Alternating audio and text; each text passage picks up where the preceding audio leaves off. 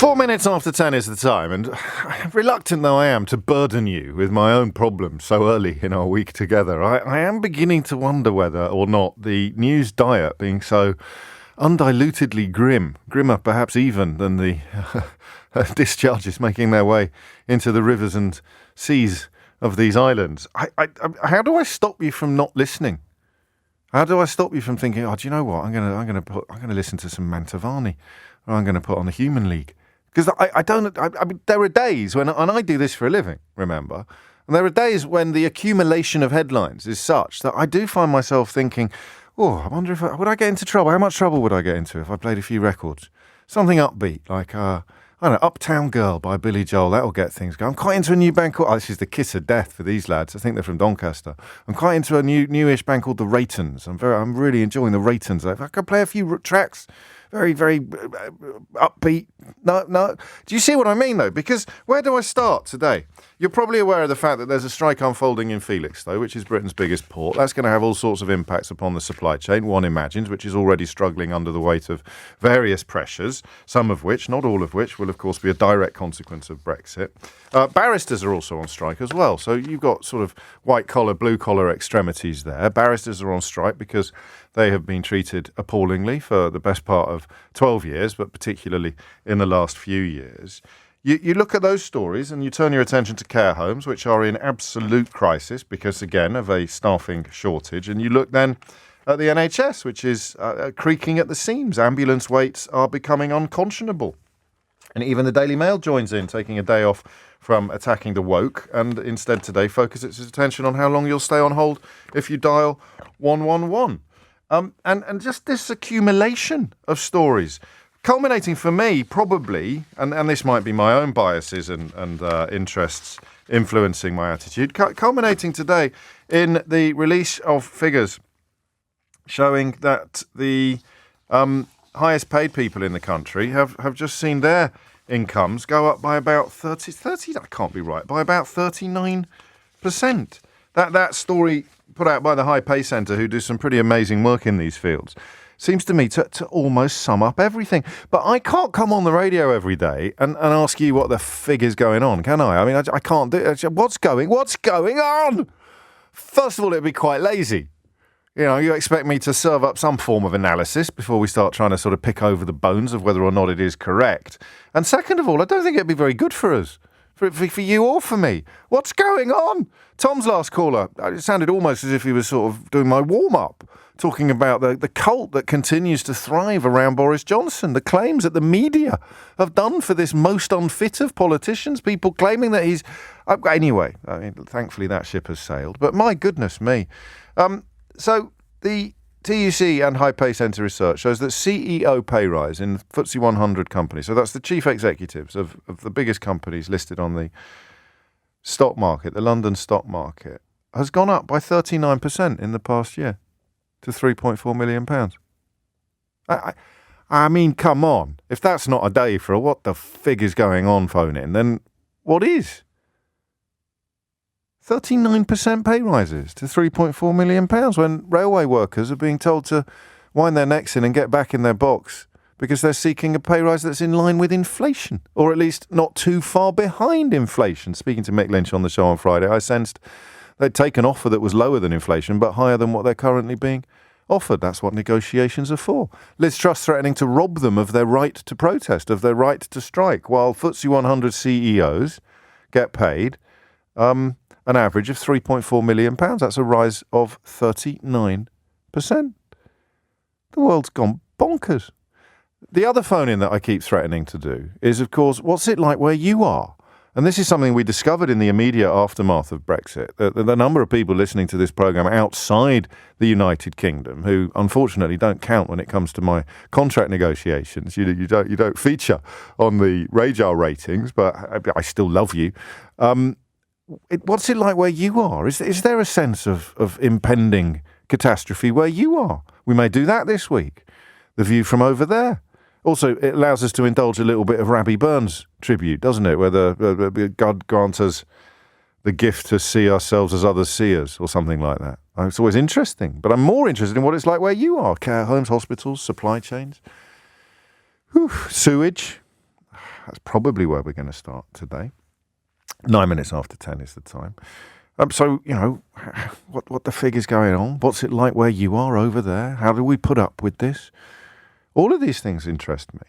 But, and also the gulf between what is happening to most people and what appears to concern everybody else.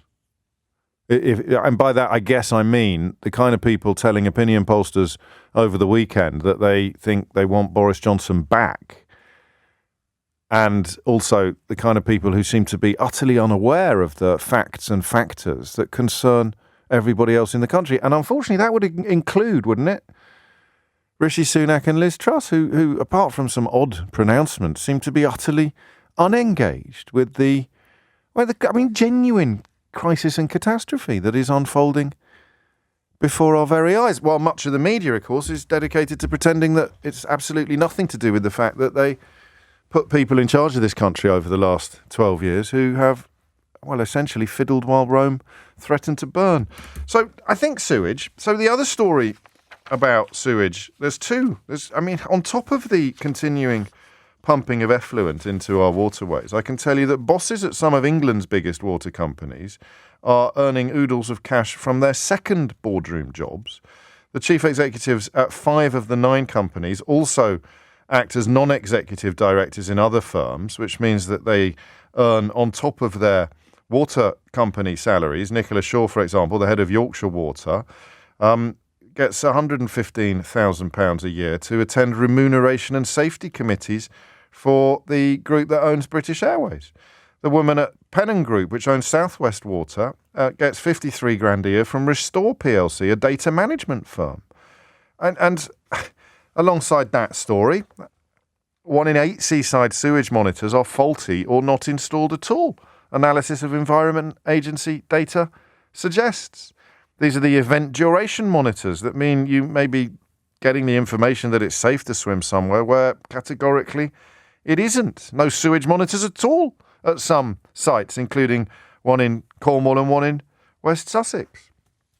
And then this weekend, I don't know if you saw it, a sort of bizarre rearguard action by Conservative MPs to wash their hands of the slurry and sewage in which they are currently covered. So what I thought I would do is come back to the Daily Mail of all people and tell you what they were reporting in October of last year. That's not even a year ago.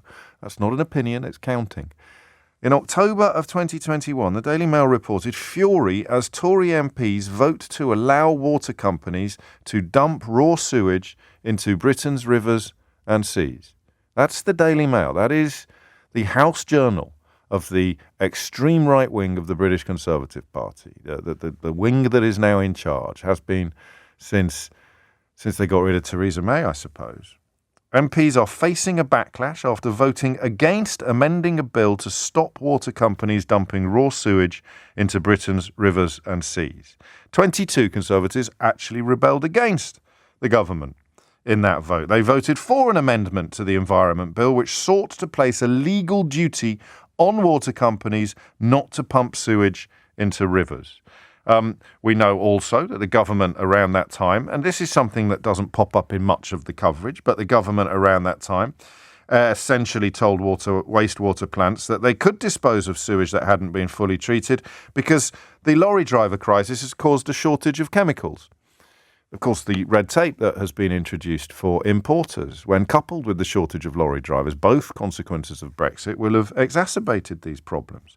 It was, for those of you who like to think of yourselves as patriots while contributing to the collapse of this country's infrastructure, it was the Duke of Wellington who introduced the amendment, which simply would have forced water companies and the government to take all reasonable steps to avoid using the combined sewer overflows.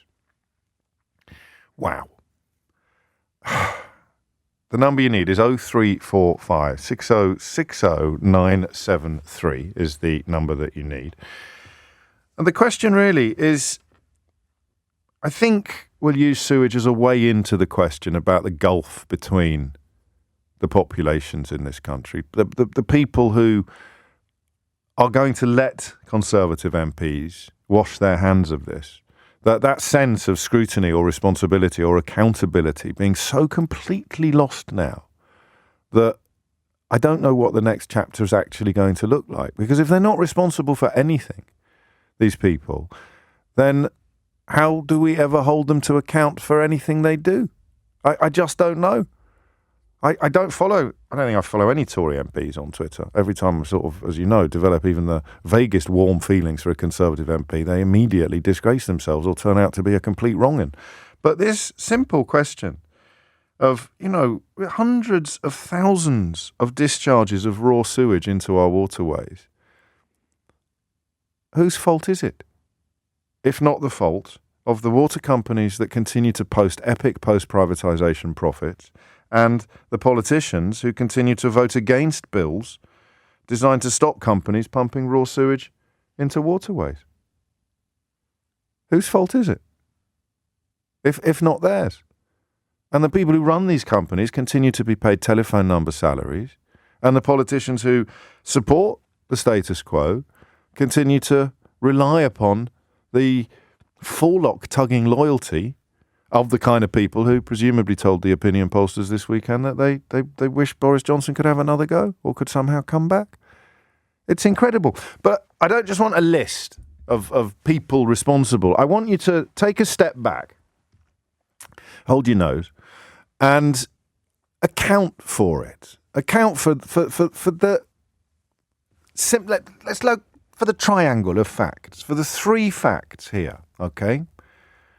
Fact number one, these water companies deliver enormous dividends to their shareholders. Enormous. Billions and billions of pounds, okay? So fact number one, billions of pounds in profits going to shareholders and senior managers, right? That's fact number one. Fact number two, hundreds of thousands of discharges of untreated sewage. It has gone absolutely gangbusters since 2016.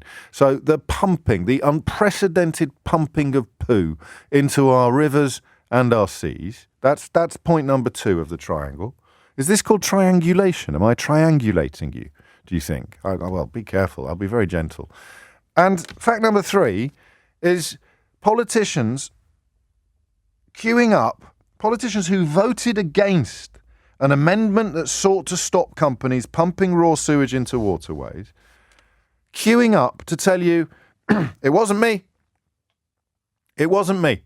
So those are your 3 points of reference. Take those 3 points, knit them together, and explain to me how this has happened. So you have water companies delivering billions of pounds worth of profits to shareholders while paying their senior managers telephone number salaries. Right? Point one. Point two, unprecedented amounts of poo being pumped into our rivers and our beaches, which were pretty close to pristine just 6 short years ago. So the profits, the poo, and the politicians. The 3 Ps for you this morning. The epic profits, the unprecedented amounts of poo. If you've got children in the car who are now giggling furiously at my repeated use of the word poo, I promise that after the next junction I won't use it again. Well, I might do, because the 3 Ps is pretty pithy. I love pretty pithy things. So profits, poo, and now politicians insisting that it's nothing to do with them. Go on, riddle me that. 0345 6060 973 is the number that you need. You can be as simplistic or as sophisticated as you please. You can be as... Well, I don't want you to be thoughtless. There's plenty of room on other radio phone-in programs for people who haven't really got a clue what they're talking about, but are absolutely insistent that their opinion matters. I'm more interested really in something that at least has a veneer of plausibility. Profits, poo, politicians. How did we come to this? 0345 6060 973. 20 minutes after 10, and to the first of the P's, the profits, we add, of course, the salaries of the sort of big cheeses. The fact that, and I don't know whether any water companies are on the FTSE 100, but it may well be. But the point is, it paints a picture that reaches far beyond the FTSE 100. The fact that CEOs of the biggest companies have seen 39% pay rises in the last year. Add that to the list of things we're trying to work out this morning. You've got dockers work in Felixstowe going on strike because they want a wage increase that is in line with inflation. Same with rail workers, or at least close to inflation, at least touching the sides of inflation. Meanwhile, CEOs are getting 39% average increases, which means, of course, some of them would have got a lot more than that. 21 minutes after 10 is the time. Patrick is in Portsmouth. Patrick, what would you like to say? Mine is basically, I think everyone's at fault on this one. I'm not. As a general I'm not having that. I'm not. I am squeaky clean on this one, pal. Seriously, you're not pinning this on me. Oh, no, I think as a general public, we should be demanding more of our companies and more of our politicians. So why aren't we? I think people just seem to go with it, and they just go along with it, and they're just not doing anything. Obviously, you get people that are demanding more, but as a general population, I don't think enough of us are going, hang on a second. What are you doing? To fix this. To be honest, I'm one of those that hasn't done enough. We all are, though. This is what they rely upon. I've taken a long look at my life, and I am starting to stand up more, but there's more we can all do. I suppose the answer, actually, is what is coming out of the pipes. And actually, while it's all going on, while the profits are being prioritised over performance, we don't really notice. You don't know how much the CEO of a water company is getting paid, but then something happens that's visceral, something that happens that is, it's primal, isn't it, to have your beaches, to have actual effluent being pumped into your rivers and your seas on a scale that we have never seen before. And then perhaps your eyes open. Certainly your nostrils do. Oh, yeah. But I think also on top of that, obviously the companies themselves, they need to be held to account for what they are doing. It is an environmental disaster. So then we come back to the politicians, who voted against doing more to hold these companies to account, and now are marching around the place claiming that we should leave them alone and stop being so mean to them. Why do we put up with that? They should be dragged over the coals as well. It's everyone systematically throughout the whole system.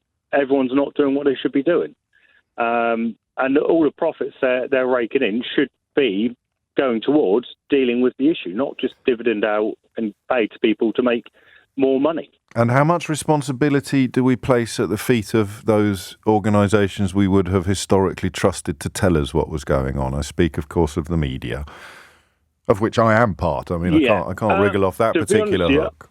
I don't get too much into the media because it's fairly depressing these days. You're live on national radio. Yeah. I don't get involved. It's Patrick in Portsmouth here, live on national radio, not getting involved in the media. I tend to not read the newspapers. I listen to LBC. Fair enough. But I tend to not read the newspapers because I never know where I'm coming or going. No, well, I could probably advise you on that. I'd probably endorse your decision, because you would be forgiven for thinking that what really matters in this country at the moment is some toilets that you'll never use in a building that you'll never visit. It's 24 minutes after 10. Thank you, Patrick. Sue's in Brixton. Sue, what's going on? Give me the three Ps. Knit them together for me. Oh, the three Ps. Good morning, James. Hello, Sue. I wanted to look at the private-public partnership through my experience. Yes. And that's in teaching, nursing, in charities, and through the system of how the private-public partnership worked in my experience. So I'd have to go back to 1981, a long time ago, when I was a nurse, and Mrs. Thatcher put ward sisters in the position where she introduced the idea that there had to be a pay scale. So you put nurses and sisters in a position where one there were two sisters, they were asked to apply for a higher payroll. So immediately you had a service which worked incredibly hard, introduced to the service. I am going to have to steer you back to sewage. All right. So sewage. So we're surprised at shareholders and directors taking so much money, but this has been going on for years. And those of us who worked in the public sector in teaching, where we saw road building firms take over education in Southwark and in Walthamstow, and they made their money through IT. All of this has kind of gone unregistered. We saw large hospitals close. Sewage. Sewage. Okay, all right. So the shareholders there are only doing what's been going on for decades. And the reason why we're surprised is they have a monopoly. There's no accountability, but there has been unaccountability going on. But what's happened since 2016, specifically? 2016, we've seen our services. But that's when we started seeing the amounts of sewage pumped into our rivers and seas start rising exponentially. Yeah, but there's been no been no regulation. We've trusted. There's a regulator called Ofwat. Yeah, but they aren't working. We're still not. The governments haven't done anything. That's the bottom line, isn't it? Because they're frightened of upsetting shareholders. What is the ideological explanation? If you sell off the private, and I'm not talking about nationalisation here, but I'm saying if you sell off to private companies, and this happened in the 80s and in the 90s, and it's been going on for a very long time. Gradually, the idea that somehow these sectors are better. This is what I'm trying to say. There's been an ideology that these sectors are better, therefore we just keep trusting them. And basically what we've come up with now is we're beginning to wake up to the fact that how were we ever going to have industries which had shareholders as the bottom line be services that would actually think in the public interest? Some of them have worked. I mean, there's a temptation to think all privatisation bad, all nationalisation good. I know you're not doing that, but that's clearly not true. I would, like you, file water under list of things that should be run entirely in the national interest. Possibly energy as well, although that's less obvious. But certainly water supply and water cleaning, water sanitation, water whatever the word is, water treatment, that should be run entirely in the national interest. Every single pound raised goes back into the system. The idea of someone coming along and skimming millions or billions of pounds off the top of that most basic of utilities is obnoxious to me. But as the first caller said, Pete or Paul in Portsmouth, very simply, it's partly our fault. We're too busy watching blooming telly. I don't like those sort of dumbed down population arguments. I think we've always been pretty dumb, whether we were watching, cockfights in the 16th century or whether we were watching Brookside in the 1980s. The distractions from the quotidian are powerful and important. But, it's all very well complaining now. Whose fault is it that we got here? Answer, well, surely, at least in part, the politicians that have championed this. And remember what they champion. They champion something called trickle-down economics and less regulation. This is what Liz Truss essentially is running on. The idea that, you cut taxes, which means that rich people have got more money to spend, and eventually that will trickle down to poor people. And less regulation, which means that you allow businesses to have more freedom to move in the marketplace without having to worry about things like health and safety or standards. That is the polar opposite of what we need. That's exactly how we are where we are. 39% rate pay rises for CEOs and unprecedented amounts of sewage being pumped into our waterways. And the woman most likely to be next Prime Minister, the person most likely to be next Prime Minister, thinks these people don't get to keep enough of the money that they earn and they're too regulated in the marketplace. That's just bonkers. I can't even begin to get my head around that. 03456060973 is the number that you need. Thank you, Sue. Coming up on the programme later today, I've got a woke watch for you, quite a good one. I think you'll be delighted to hear. And guess who's dropping by? Guess who's dropping? I better just check. He is dropping by still, isn't he? At the end of the programme, our superstar A-list guest. Yes?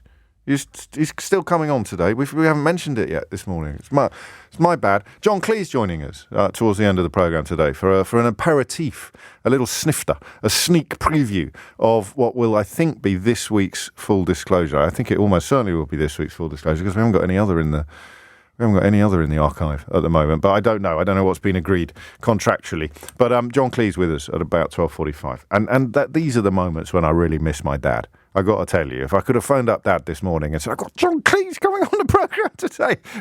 Dad once took us on a birthday trip to see, it might have been Star Wars, but he hadn't actually checked that there were any tickets left.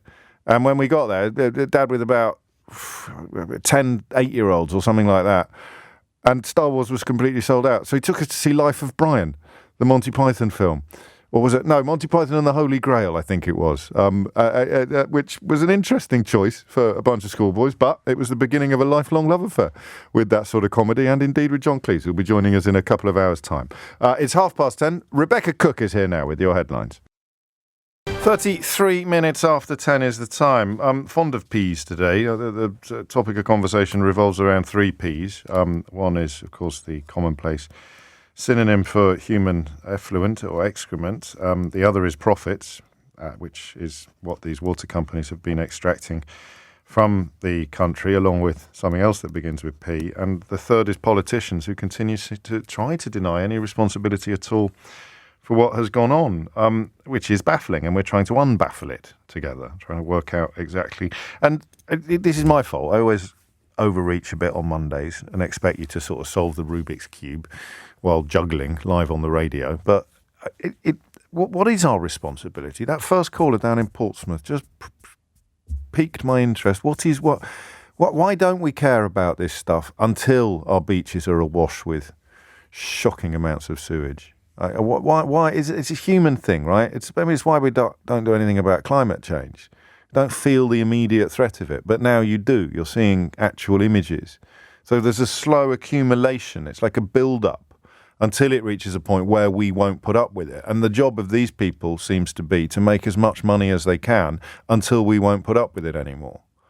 And the politicians who go along with it, either because they're stupid or they're on the payroll in some way, shape or form, whether it's, donations or consultancy work or whatever it may be, or they're ideologically bent. They're just upside down, and they think that low regulation in a sector like water and epic profits in a sector like water is a good idea because they're just not very bright.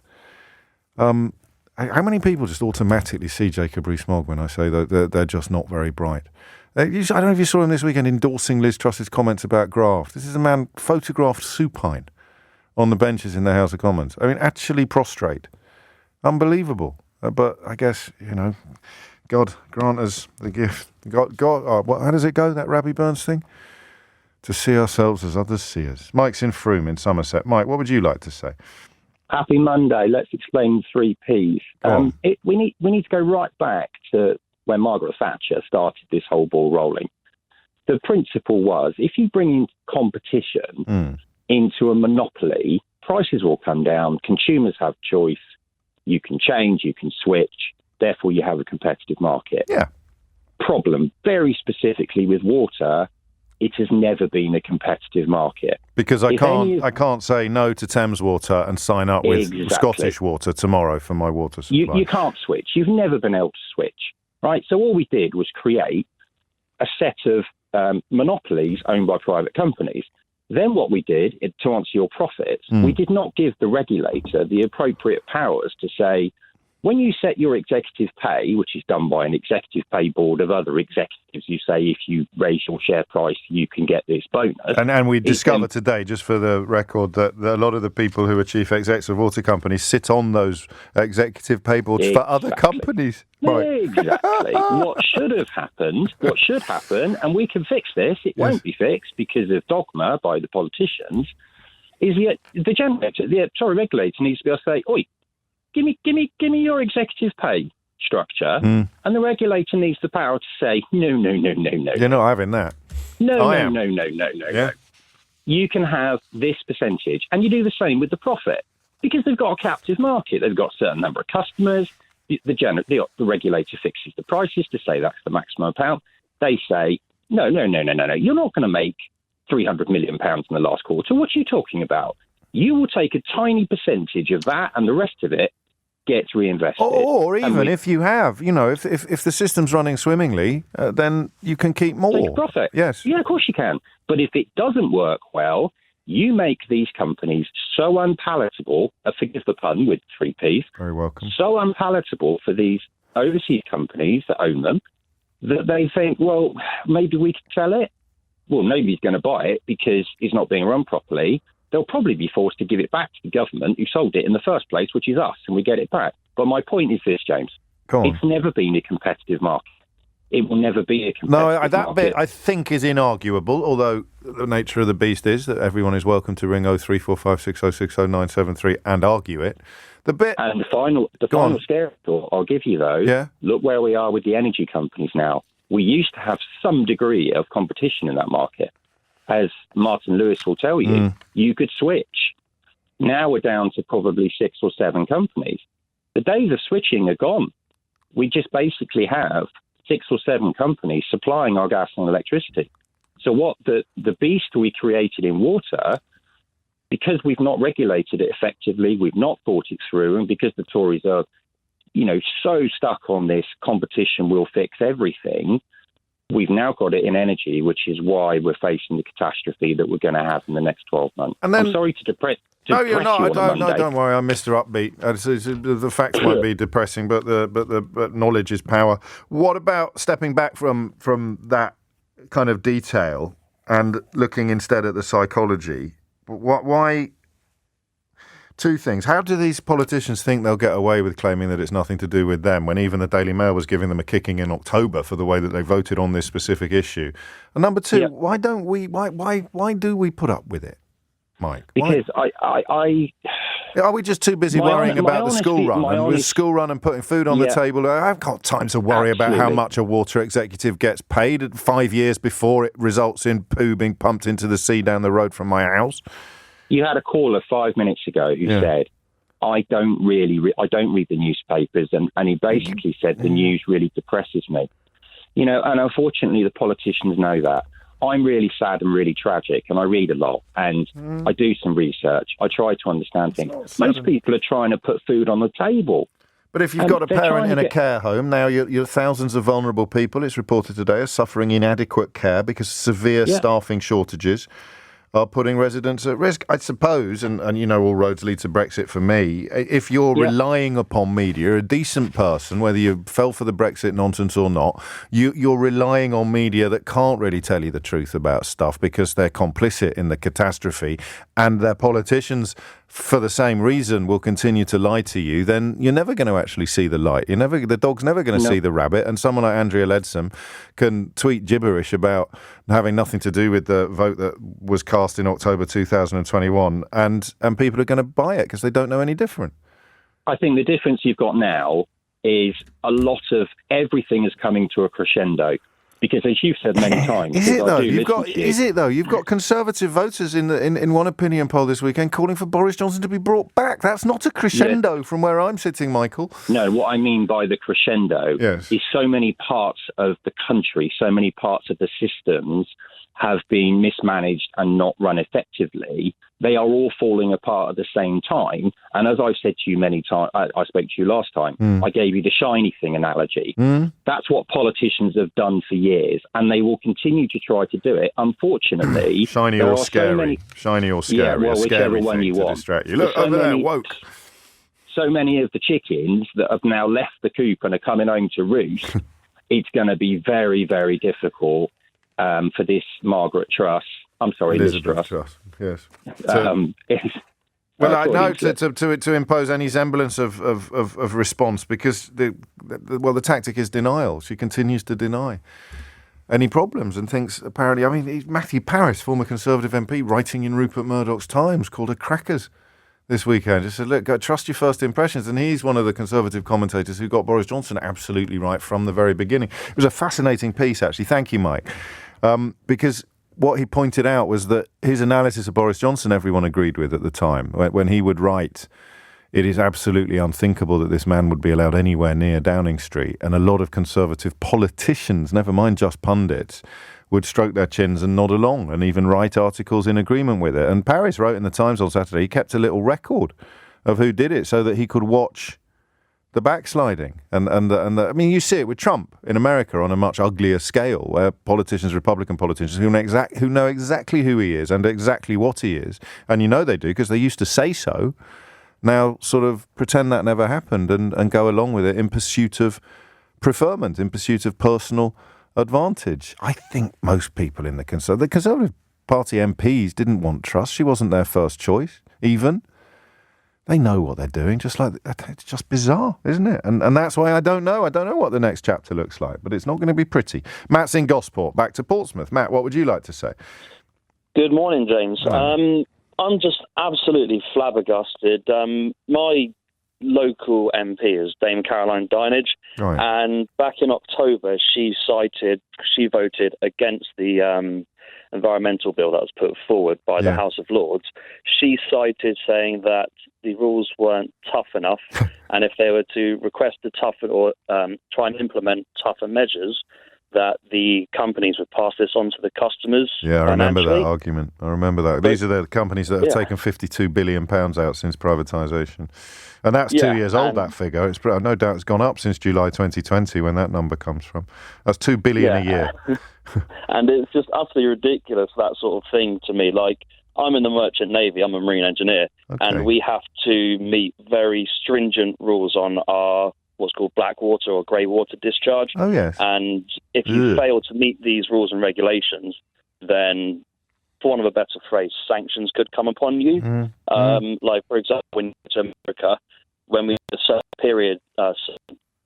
phone line's gone a bit funny. Phone line's gone a bit funny there. But the relationship between actions and consequences or sanctions is pretty clear in most other areas. So here's the thing. If I said some of the words that we routinely use to describe sewage on this radio programme, I would be sanctioned more heavily than the people actually pumping. Potentially, I would be sanctioned more heavily than the people running the companies that actually pump the stuff into our seas. If I used some of the words we routinely use in the demotic to describe sewage, to describe human discharges, black water, grey water, whatever you want to call it, there are words I could say now to describe that stuff that would get me into more trouble than the chief executives of these companies pumping it into our seas are currently getting into. Have a little think about that. I could discharge a word, a rude word, to describe sewage and potentially get into more trouble. The station could get fined. We could get into more trouble than these companies get into when they discharge raw sewage into our waterways. And how many Conservative MPs queued up to vote against, this is what Matt was referring to, an amendment to a bill that would stop them or require them to do much, much more to stop dumping raw sewage into Britain's rivers and seas. And of course, the bit that people like to ignore, and this is going to get worse, I imagine, with the strike at Felixstowe, is the chemicals that are needed to treat the sewage. And Project Fear warned about this. It's harder to get them into the country. Lorry driver crisis, red tape at the border, now a strike at Felixstowe.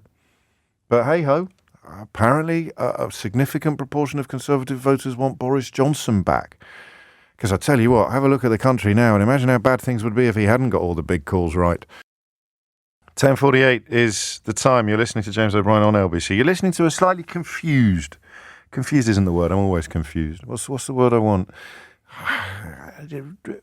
Desperate's not quite right. I want to get that question this week. The one that really nails the gulf that's grown up within our country. And I don't know if my own mild obsession with the catastrophe of Brexit is preventing me from getting it right. Would it be easier for you to ring in and tell me why you still keep the faith if we left Brexit out of it? Because if you're still keeping faith with this government, you almost certainly voted for Brexit, right? There's no two ways about it. But when you hear about the care homes, when you hear about the sewage, when you hear about the NHS, when you hear about bin men in Scotland or bin lorry drivers in Scotland now being recruited to drive children to school because of staff shortages, because of driver shortages, when you hear about industrial action being taken everywhere from our docks to our courts, when all of this stuff, this accumulation of events, and you still think that the people who've been in charge for 12 years are either on your side or vaguely competent, you're still doffing your cap at people like Jacob Rees-Mogg, you're still tugging your forelock at Liz Truss. What can I possibly do to tempt you to call me and talk me through why the rest of us are worrying unduly or why the rest of us are wrong to be so concerned about it? Because Truss did something at the weekend that was actually terrifying when she, one of these new television stations set up by people who don't think that the British media is biased sufficiently in favour of the right wing, she was appearing on it and talked about how it was more trustworthy than the BBC. Which is, objectively incredible.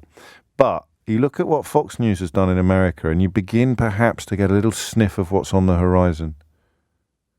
Because if you've been invited to believe whatever you want to believe, which is what happened in 2016, and it's what happened since Rupert Murdoch arrived on these shores, you can believe whatever you want to believe, then there has to be a next stage to that process.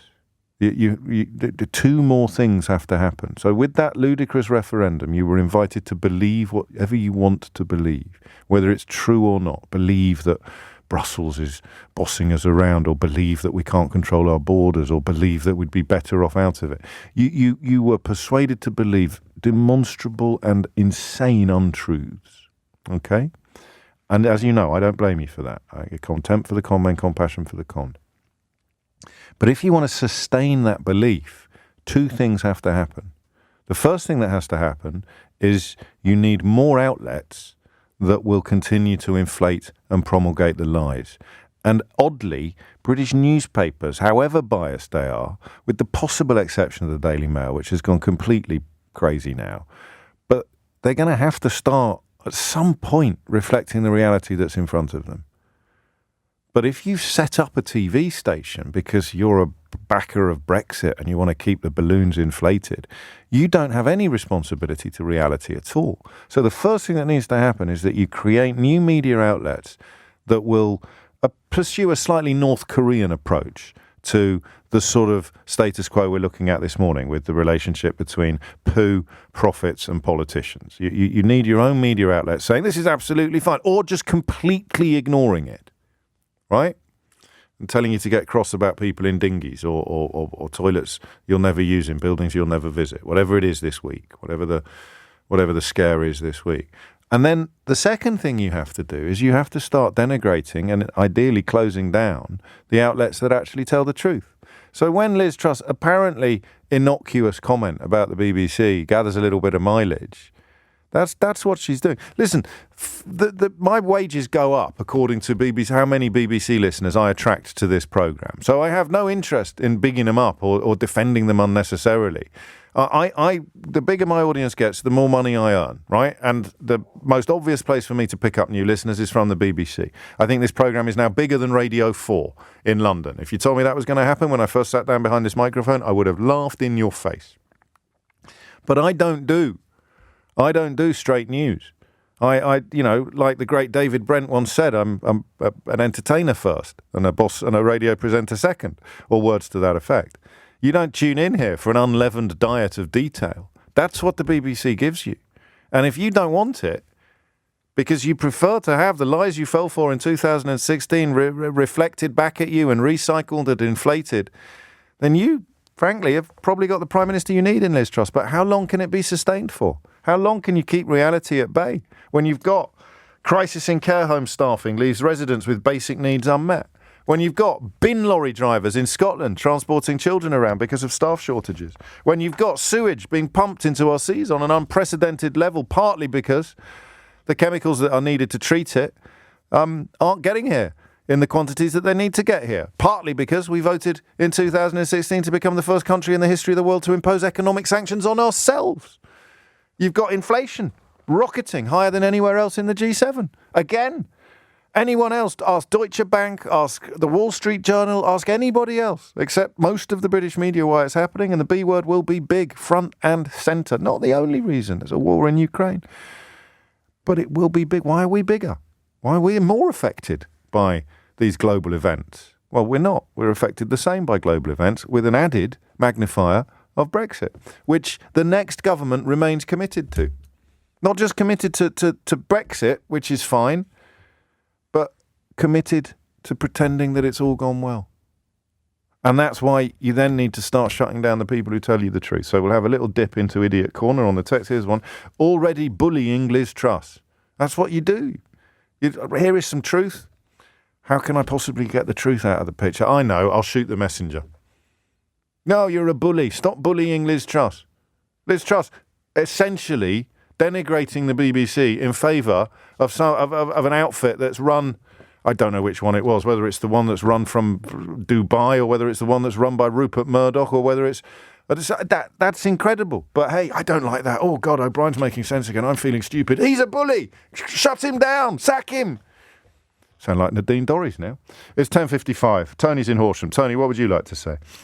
Morning, James. Hello, Tony. You're right to be concerned about the water companies, but I keep reading that they ought to do this and they ought to do that, which surprises me because water companies are not there to do the right thing.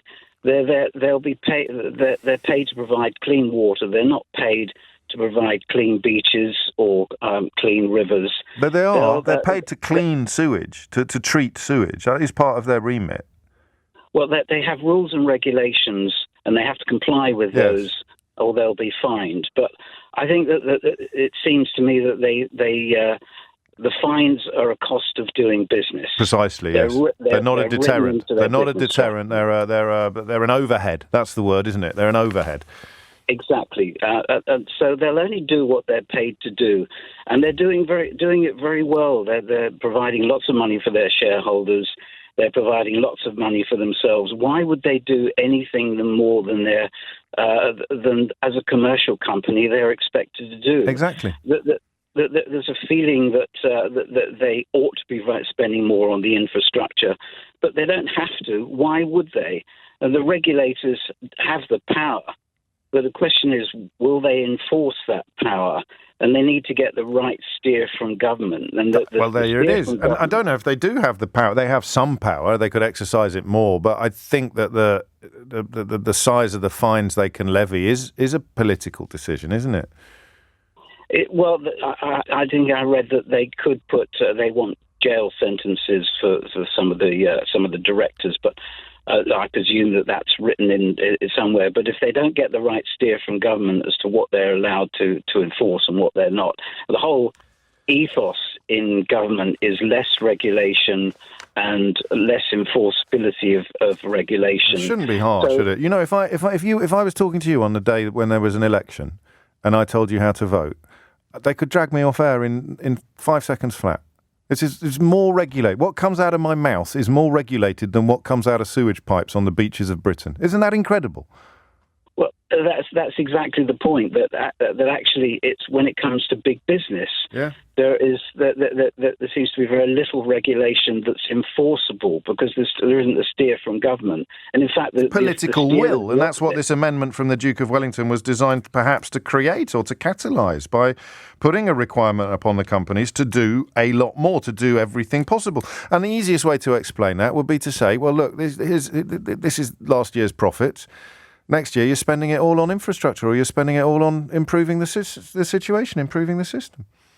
That's exactly the point, that there has to be incentives for the boards of the water companies to want to do the right thing. At the moment, they don't have that incentive. Their incentive is to make as much money for the shareholders as they can and do as little as possible when it comes to rivers and beaches. They're not paid to keep the beaches clean. They're not paid to keep the rivers clean. Well, they're not paid to keep water coming into our homes. They're paid to keep money flowing towards shareholders is the bleakest apotheosis of your analysis, with which I completely agree. But it's all carrot, no stick, to put it in a nutshell, isn't it? There is no stick. It's all carrot. They're getting carrots thrown at them all the time for not doing the right thing by the country. The national interest. It seems such a redundant concept, the national interest. What happened to the national interest? The national interest isn't served by tax cuts for the rich or by 39% pay rises for the CEOs of the FTSE 100 companies. The national interest is, if I was Keir Starmer, I would be getting the phrase, never mind the actual phenomenon, the national interest has gone out of fashion. The problem is that even he is handcuffed by the bloody B word. Oops, by the blooming B word, isn't he? Because he can't tell the truth about it yet, or pledge to reverse it. He has to carry on pretending that it can be improved upon or something better can be delivered. And so reality remains at bay. Okay, I'm going to go in on it. And I am supremely and constantly conscious of the unleavened diet of grim tidings. I guess that's partly the appeal of boosterism and cakeism, or whatever you want to call it this week. Comforting lies. He got all the big calls right. Brexit's going brilliantly. Tom had a guest on this morning. I think it was a guest. It may have been a caller. Tom Sawbridge standing in for Nick Ferrari on The Breakfast Show. And it was one of the oddest things I've ever heard. It was like a sort of gurgitation of complete gibberish about free ports and trade deals. And I mean, just an inability to count, really, in the context of trade lost or trade diminished by the imposition of economic sanctions versus, I think, the only trade deal that you could reasonably argue was slightly better than the one we already had was the one that was negotiated with Japan, but they're now doing less trade with us. Because even though the terms of the deal may have been marginally improved, the fact that Japanese companies trading with the United Kingdom can no longer use us as a portal into the single market means that they're actually now doing less trade than they were before. So everything's got worse, and yet this boosterism, this cakeism continues. So I am going to have a crack at the gulf now between and it may be that we end up talking about family members. So I think it's fair to say, and let me stress that I would like to be wrong. All the time I would like to be wrong. There is no doubt in my mind that I would like to be wrong. But listen, I'm going to do this relatively randomly. I cut this stuff out of the newspaper every day, but glancing over as well at stories we're probably not going to cover. Universities are enrolling 40% more overseas students than 5 years ago as they favour applicants from China and India. Anger over water bosses' second jobs. We've done that. This has just dropped from Citigroup, the investment bank. Inflation will almost double to 18.6% in the coming months as energy prices continue to soar. It's a prediction, it's a forecast, but it's from a very reputable source. It also posits the possibility that the average household energy bill could hit £4,567 in January of next year and just shy of 6,000 by April. Okay, so that's there. You've got, as you know, the sewage, the raw sewage being dumped into our seas on an unprecedented level. You've got a crisis in care home staffing, leaving residents with basic needs unmet. You've got bin lorry drivers in Scotland now taking children to school because of the shortage of staff. You've got ambulance waits reaching, unconscionable levels. Nothing to do with the people driving the ambulances or the medical professionals in our NHS. Cost of living debt crisis. More than 1.7 million households are considering or have already cancelled direct debits to energy suppliers this autumn. And some people can't hear the alarm bells. So there are three ways into the next part of this conversation, okay? The first is why it's right to ignore the alarm bells. I don't think anyone can deny that the alarm bells are ringing, can they? Now, just with that little random run-through of headlines, from care homes to bin lorries to sewage to inflation to the cost of living to energy bills. Right, alarm bells are ringing. There you go, you can hear them. Yes, they do alarm bells here quite often. Every I don't know, maybe it's commercially sensitive information, but the flipping heck, most annoying drills you could ever imagine. Sad. So anyway, the alarm bells are ringing.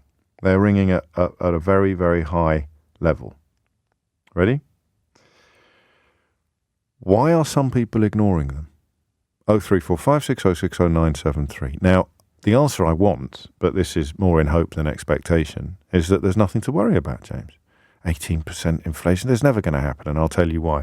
What I don't do on this programme, and I appreciate it upsets some people, is I don't treat your opinion as equal to, for example, a really clever person. I just don't, you know. The idea that you can just decide whatever you want to decide by consulting Facebook and then commit to that belief as if it were a sort of cultish devotion is just crackers, and it's a large part of the problems that we've got at the moment. So the alarm bells are ringing. They are ringing at a volume I don't remember hearing before in my life. If you're not familiar with my own background, I'm 50 years old. I know I sound and look a lot younger, but I kid you not, I am 50 years old. It's 50. And that means I was born in 1972. That's not an opinion, it's counting. And I don't remember this happening. I was perhaps too young. I remember when houses were being repossessed a lot because interest rates went up so much. But I don't remember that being coupled with other cost of living crises or with sewage issues or huge shortages of workers, whatever it may be. And then, you know, every time I glance at my inbox, there's stuff that we don't read about, really. All the pork that we're sending to Portugal to be butchered because we don't have the abattoirs here. And all the workers, all the vets have left. I mean, everywhere you look. So you might still not be ready to hear the truth about Brexit. So we'll keep Brexit on the simmer, shall we? We'll keep it simmering. Let's even pretend, if it helps, that Brexit isn't a large driver of all of these issues, okay? All we are going to agree on at this point in proceedings is that the alarm bells are ringing. And now we move into the things you can disagree with. It seems to me that the bigger the emergency, the more responsibility would be placed at the feet of the people who are in charge, or the people who have been in charge for, say, 12 years, or go back further if you want. But in the context of British party politics, you can only go back 12 years. The same people have been in charge for 12 years. The same party has been in government for 12 years, in coalition for a while, and then not. And those alarm bells are ringing louder than I have ever heard. And I don't understand why so many people are ignoring them. And that is my question for you. If you are one of the people unspooked by the alarm bells, then you are absolutely welcome to explain to the rest of us why we should all chill out a bit. I think it's going to be hard to do in the context of cost of living, just in the context of cold, hard numbers being put in front of people. You might well be able to say that you're fine, but that would make you very unpatriotic, wouldn't it? Almost the definition of unpatriotic would be, I'm all right, Jack, everyone else can go whistle. Patriotic involves the national interest. And I don't think it's looking good. So how even can people ignore the alarm bells? And I'd love to speak to you about people you know who do this. There's probably going to be a generational divide here. But how can anybody now be doing it? I'll tell you something interesting. First time for everything. I went to a Chelsea game a couple of weeks ago. I went to the Chelsea Spurs game, and I was being looked after by a friend of mine, and we were in what I think would once have been called the prawn sandwich section of Stamford Bridge.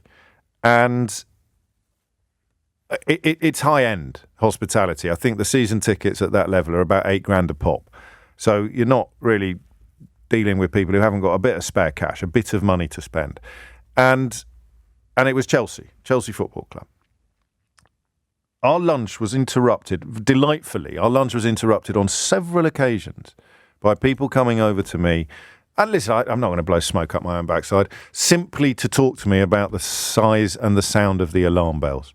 People coming up to me, kind enough to say something nice about the programme, and then to say, God, listen to those alarm bells. I'm really worried about metaphorically speaking, whether they were talking about energy bills or the cost of living or inflation or whatever it may be, the difficulties of importing, actually, one of them. And that's at Chelsea Football Club in the posh seats. Right, that's not me at a Guardian Readers Weekend Festival or at one of the book events I do with largely like-minded people. That's Chelsea Football Club, $8,000 debentures. People queuing up to say hello, not quite queuing up, figure of speech, coming over to say hello, thank me for the show, tell me how much they enjoy listening, and to express their deep concerns about the direction of traffic and the volume of the alarms that are ringing in all of our ears. And I then turn to not just newspapers, but also the, if you like, the sense of, or the national discourse. And I do not see, let's just say politics. I then turn to politics. And I simply don't see it. I get it from some Labour MPs. I think Rayner and Burnham, and increasingly, but belatedly, Starmer, they seem to be articulating the sense of urgency. But I see nobody on the Conservative benches who can even hear these alarm bells. And I find it terrifying. I can't watch these hustings. Seriously, it's like putting pins in my eyes. But I catch up on a few of the clips. And it's just a sort of assembly of gammony individuals cheering gibberish and calling for more of the same. How can they not hear the alarm bells? Is it because by acknowledging the existence of the alarm bells, they would have to, at some level, attribute responsibility to the people that they're still enthralled to? And then you read in your newspaper today that a significant proportion of Conservative voters wish that Boris Johnson hadn't been handed his sandwiches wrapped in a roadmap. And you just sort of think, what do you need to hear to realise that things are worrying? Worrying. That's all. So, talk me through one of three things. The first hand, most welcome, but I've got to be honest, I'm going to take a lot of persuading, is that there's nothing to worry about, and they're not really alarm bells at all. They're just poorly tuned ice cream van jingles. 0345 6060 973. Number 2. Why do people you know, and you know them better than I do, how do they sustain the notion that there are no alarm bells ringing? 0345 6060 973. And finally, and I'll take anything you've got on this, obvious answers will include Brexit and media, but I want other answers, more imaginative answers, even quite funny answers would be welcome on a day like today. How can the party of government be absolutely deaf to the alarm bells that the rest of us can hear? That's probably the scariest and therefore the most important element of this inquiry. How can the party of government apparently be deaf to the alarm bells that the rest of us can hear? And we can hear them in care homes, and we can hear them in hospitals, and we can hear them in schools.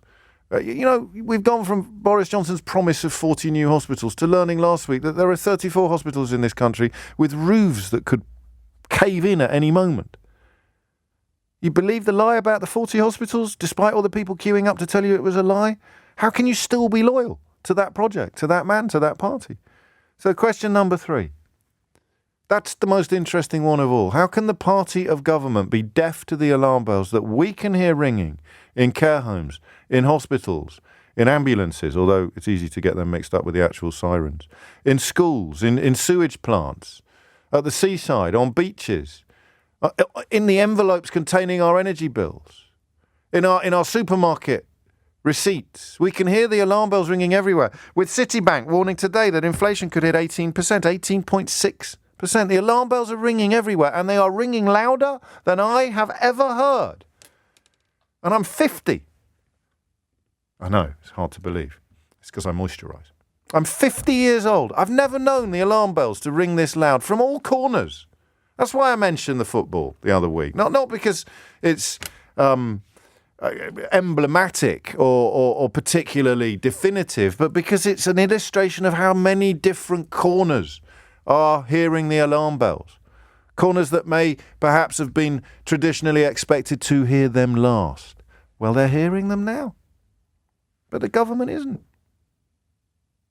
And nor are the people who continue to prop it up. And I don't know why. How can it be? How can these alarm bells be ringing so loudly while so much of the country continues to insist that it's just the jingle from a local ice cream van? 0345 6060 973. 90 minutes after 11, the alarm bells are ringing. We can hear them. Some people apparently can't. How come? And is there even the vaguest possibility, please God, that they're right and there's actually nothing to worry about? Jeanette is in Lyme Regis in Dorset. Jeanette, what would you like to say? Hi, James. Hello. Well, my mum and stepdad, both in the 80s, they voted Brexit. I tried to persuade them otherwise, because my stepfather was very anti-immigration. I tried to explain about Schengen and how we could have sent people home if they weren't supporting themselves. Oh, no, that's not true. And basically I was told, I lost, get over it. And 6 years now, later? 6 years later? 6 years later, we're not allowed to talk about politics. At all. Well, what's happening is I'll be watching TV with my mum. She doesn't live with me. Yeah. But she comes to visit. I'll be watching TV and she goes, oh, this is terrible. Oh, no, look at this inflation. Oh, my goodness, look at this. And how could we possibly send people to Rwanda?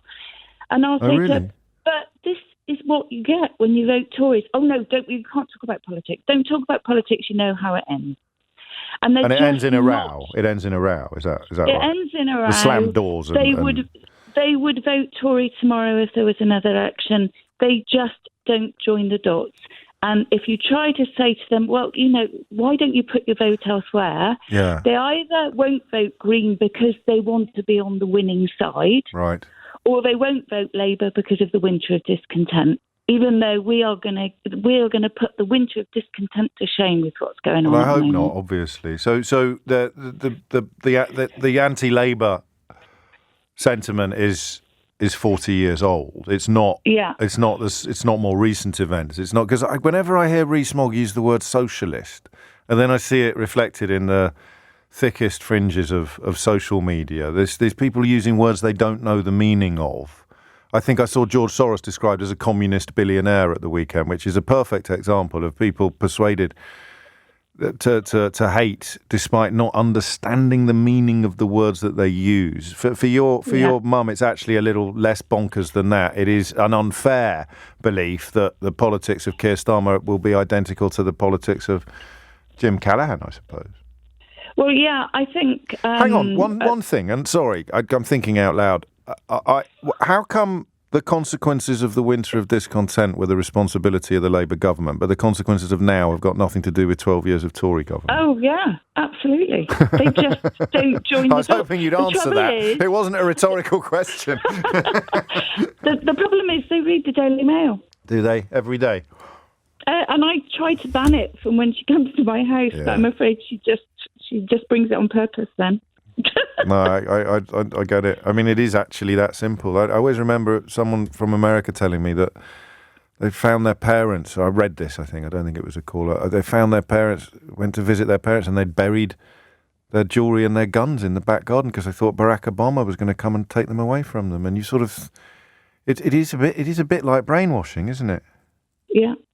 It's insanity. It is just insanity to now not be able to say, well, actually, maybe we did get it wrong. That's too difficult for people. I think that's the problem. Yes, and we're all a bit like that. We're all a bit. So they can hear the alarm bells then, to return to my analogy, but they just don't agree on what the alarm is presaging or what the emergency is going to A, look like, or B, caused by. Yeah, I mean, her electric bill has just gone up to over £300, and they're two old people living by themselves. Luckily for them, they're quite wealthy anyway. Yeah. But, £300 for two old people living in a little bungalow. And they think they're patriotic, right? Your stepfather thinks he's patriotic when he's wanging on about immigrants. Well, this is the guy who said to me, the biggest emergency we face is the climate crisis, and then told me he was going to vote for his Conservative MP because they were going to put a new slipway on the motorway. Well, we've all got our weird reasons for voting. And I mean, to be honest, for that generation, the being that conscious of the climate crisis is a win in many ways. I mean, I sometimes fall into the trap of thinking everyone has to have the full set of opinions, the sort of footballification model where if you were pro-Brexit, then you're likely to be climate change denial, but not in that case. So that's a plus of sorts. 24 minutes after 11 is the time, and that's a brilliant start, isn't it? So here is the alarm bell. Oh, yes, I can definitely hear the alarm bell, but let's not talk about politics. And you can only probably subscribe to that school of thought if you are embarrassed, shamed, conscious of your role in delivering it. I don't know. Alison's in Falkirk. Alison, what would you like to say? Yeah, I totally agree with your last caller. There's this huge disconnect between politics and everyday life. Yes. And I think one of the things that I feel really about it is that it's out of our sphere of influence. So I live in Scotland. I have never voted for a Conservative government, but I've had lots of them through my life. Of course. So it doesn't matter how I vote, and I'm highly engaged in politics. I find it very enjoyable, and I listen to you all the time with great enjoyment. But my family say to me, why are you getting yourself so upset? It's out of your sphere of influence. Worry about the things that you can really change. Gosh. And I do have a daughter who is delightful and a wonderful person who I'm proud of, except for the fact that she voted Leave and she voted Conservative. Right. And she lives in Cheshire. Yes. And I said to her, what were you thinking? What were you doing? And she says, but Mum, I don't think I was right, but who am I going to vote for now? There isn't any. She doesn't feel that it's within her sphere of influence either, because she's not worried about being on the winning side. It's just that in her constituency, it doesn't matter how she votes. Because they weigh the vote for the incumbent MP. Exactly. That might change. I mean, some of if this 15-point lead comes to fruition that was reported, I think YouGov coughed up this weekend, and you're going to see quite some fairly seismic shifts. And there were people in the Red Wall. There were Labour MPs in the Red Wall not long ago who probably thought that their seats were gold-plated. This intrigues me because, in a way, it makes a mockery of democracy, doesn't it? The idea that unless you can see the fruits of your labour. You can see the consequences of your democratic exertion immediately in front of your eyes, and there's no point doing anything. It's hard to argue with it, Alison. It's really difficult. And in Scotland, for the Scottish Parliament, we have proportional representation. Yes. So actually, people in Scotland can vote Conservative, and they will get Conservative Scottish MPs, MSPs. But my daughter can't do that in England. She can't vote for the Greens or the Liberal Democrats in a constituency where there's first past the post and that's all that matters, because her vote is pointless. And the net effect, I have another daughter up here, and she has a profoundly disabled son. I have a profoundly disabled grandson who is an absolute joy. Yes. But we worry about him. We worry about them. My daughter in England worries about her sister and her nephew. So what we're doing is we're going, oh my God, listen to those alarm bells. This is scary, scary stuff. How is he going to be looked after? Yes. How are they going to pay their power bills? And then the answer becomes, well, there's nothing we can do about it. There's nothing we can do about the Westminster government. And there's a temptation then to start ignoring the alarm bells, or at least to, as you say, I mean, go on. What you do is you work on the things that you can change. So I can change what I put into recycling about the climate challenge. Right. I can change how many unnecessary car trips I take. I can change where I spend, what disposable income I have. I can't change the Westminster government who vote to allow poo to be let loose into the sea. I can't change people who think that my son-in-law who works night shifts isn't very productive because he's lazy. Well, I think you can. I think you have to. I know the Scottish angle is relevant to your personal perspective. And obviously, you present a radio show with just shy of 1.5 million listeners, then you're not. You have to be aware of your privilege. I can't be like you. I have to keep banging the drum. You have to keep listening to it, because you start believing you can't change anything, then that's when all the really bad stuff happens. And of course, I mean, what these alarm bells are telling us is that the really bad stuff is happening and is about to happen. But that idea there of, there's two answers then. There's basic denial, and across the generations actually. First caller, Jeanette describing her mum, Alison describing her daughter. Chào em, hoa cười, hương sắc tươi xinh. Anh đem cả tâm chân tình chào em. Hoa cười, hương sắc tươi xinh. Anh đem cả tâm chân tình chào em.